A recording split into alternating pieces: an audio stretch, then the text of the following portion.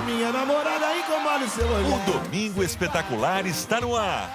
Com a história que envolve um dos grupos de pagode mais conhecidos do Brasil. Fica perto de mim, não me faz feliz.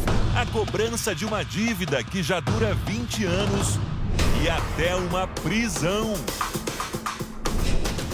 As acusações são feitas por este homem. Ele trabalhou para o Grupo Pichote e garante que tem direito de receber quase R$500 mil. Quem está com a razão? É o que você vai ver a partir de agora. É o brilho do seu olhar que me leva à loucura. Pode ser minha cura. Cartazes com o rosto de um dos mais famosos vocalistas de pagode do Brasil, Douglas Fernando Monteiro, o Dodô do Grupo Pichote. Espalhados por importantes avenidas da maior cidade do país, com a cobrança de uma suposta dívida e os dizeres: "Me paga, Dodô Caloteiro". É preciso voltar no tempo para entender o que há por trás desses cartazes. Uma história que envolve o nome de um artista famoso, dinheiro, a justiça brasileira e até prisão. A gente precisa conhecer os personagens, porque um homem saiu por aí fazendo uma cobrança publicamente. Qual é a relação desse homem com o Grupo Pichote? O Domingo Espetacular ouviu todos os lados, as versões de quem cobra e também de quem é cobrado. Como esse caso foi parar nos tribunais. Esse é o produtor musical Gilson Vicente de Lima. Foi ele quem fez e colou todos esses cartazes.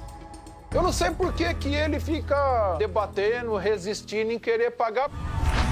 E tudo isso acontece quando o Pichote está sob os holofotes. É que nesta semana, um dos grupos de pagodes mais antigos do Brasil gravou um DVD especial para comemorar 30 anos da banda, com a participação de vários artistas famosos. Pichote nasceu em 1993 na cidade de Tiradentes, zona leste de São Paulo. Em 1995, gravou o primeiro disco chamado Brilho de Cristal. A música estourou e fez o nome do Pichote explodir também.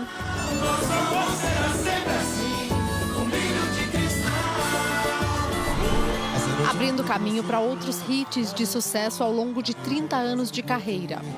Escolhi você pra ser minha.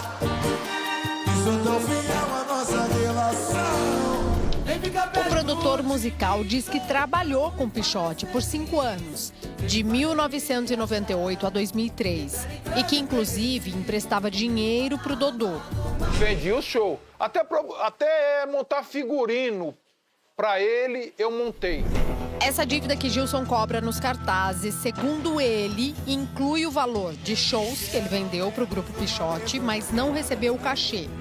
Gilson diz que o então empresário entrou num acordo: dar 2 bilheterias para pagar o que devia ao produtor musical.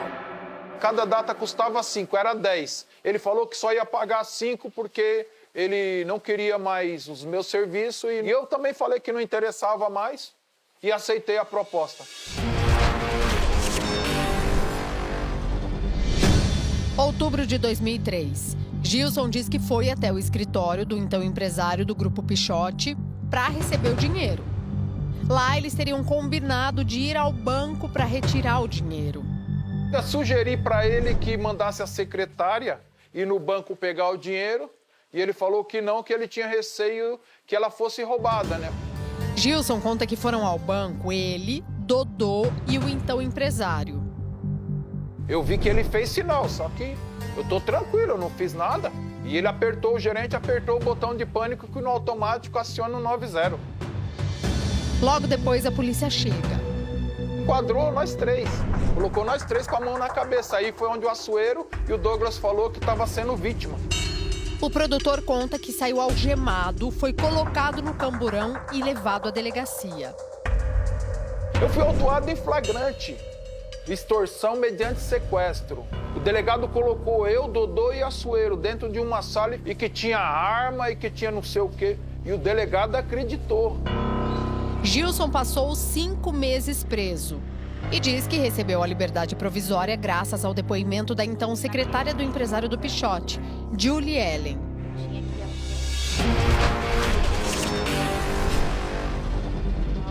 20 anos depois do caso, Julie mora fora de São Paulo e ainda trabalha com eventos. Nessa entrevista exclusiva ao Domingo Espetacular, Julie contou o que viu no dia em que Gilson acabou preso. Eu estava sozinha, no final da tarde, por volta de umas 3, se eu não me engano. Quando a Açoeira entrou no escritório, logo em seguida o Gilson entrou também. E eles começaram a discutir. O Açoeiro pediu para eu pegar esse contrato. Eu peguei, mas o Gilson não se interessou pelo contrato. Ele jogou pro ar, amassou. E o Açoeiro afirmou que não tinha dinheiro. E aí o Gilson pediu para ir no banco pegar o dinheiro. E aí o Açoeiro concordou. E aí eles saíram logo em seguida. Houve algum tipo de ameaça ali? Não. O Gilson só afirmava que ele queria receber, que o Dodô tinha afirmado que era com ele, que agora que ele ia receber. Só isso. Mas existia um outro homem com o Gilson? Sim. Ele foi com outro rapaz. Julie chegou a dizer na delegacia que o homem que acompanhava Gilson estava armado, mas mudou a versão diante do juiz. Então, na hora da pressão, eu falei, ele estava armado, ele foi armado, mas depois, pensando com calma, eu falei, não, ele não cheguei a ver arma nenhuma. Para o Gilson, esse relato da ex-secretária foi determinante para sua absolvição.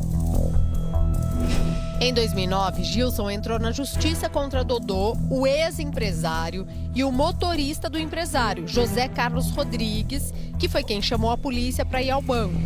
Gilson ganhou o processo por danos morais e diz que não recebeu os R$90 mil de que tem direito. Nunca recebi R$1. O que eu recebi até hoje foi ameaça. Que tipo de ameaça? Ameaça de morte. Eu estava num determinado lugar e eu recebi uma ligação porque eles presenciaram o Açoeiro e o Dodô esperando a pessoa e passou a minha foto e falou aonde eu estava. E a pessoa ouviu e me ligou e falou, sai daí agora. O Açoeiro e o Dodô mandou esse camarada te matar. Você não está em tal lugar? Eu falei, tô. Aí eu saí. Por nota, o advogado do cantor Dodô rebateu a declaração do Gilson. Diz que Dodô repudia as calúnias e difamações sofridas ao longo da última semana pelo senhor Gilson Vicente de Lima e que jamais praticou, auxiliou ou sequer foi cúmplice de qualquer fato ilícito. A nota segue e afirma que Dodô tomará todas as medidas judiciais cabíveis e que está à disposição das autoridades. A defesa de José Carlos Rodrigues enviou uma nota confirmando que ele chamou a polícia por estranhar a movimentação no escritório do Grupo Pichote e que entrou como testemunha do caso. O processo por danos morais correu à revelia, porque havia informações incorretas, segundo a defesa de José Carlos. O valor que Gilson diz ter emprestado a Dodô e o dinheiro da ação por danos morais, segundo o produtor musical, motivaram os cartazes com o rosto de Dodô pela cidade de São Paulo. O valor hoje beira R$500 mil.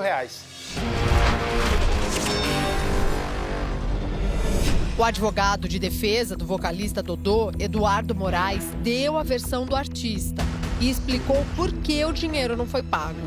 Porque esse processo ainda está em andamento, né? A execução está em andamento. Então, o Douglas ainda está discutindo esse processo. O advogado diz que Dodô não estava nem no escritório e nem no banco. Ele não presenciou nem a tratativa entre um dos réus que eu digo do processo de indenização, nem acompanhou a ida até o banco, que é onde a Polícia Militar deu voz de prisão para o Gilson ainda dentro da agência.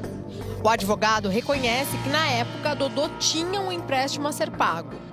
Quando ele é ouvido perante o juiz de direito e um promotor de justiça, ele afirma que tinha uma dívida com o Gilson referente a um empréstimo e que ele teria negociado 2 datas. Porém, o empresário deveria agendar essas datas. O advogado diz que Dodô pretende cumprir o que for determinado pela justiça. Logicamente que se esgotarem os recursos, o Douglas vai quitar sim. Não tem interesse nenhum em ficar devendo. A maneira tão radical usada pelo produtor musical, que chamou tanto a atenção, também pode se virar contra o próprio Gilson. Ele pode ser processado pelo crime de difamação. Vocês pretendem processar o Gilson por isso? Essa vontade tem que partir do próprio Douglas. No momento, ele não manifestou essa vontade. Ele vai se defender na maneira que determina o Código de Processo Civil.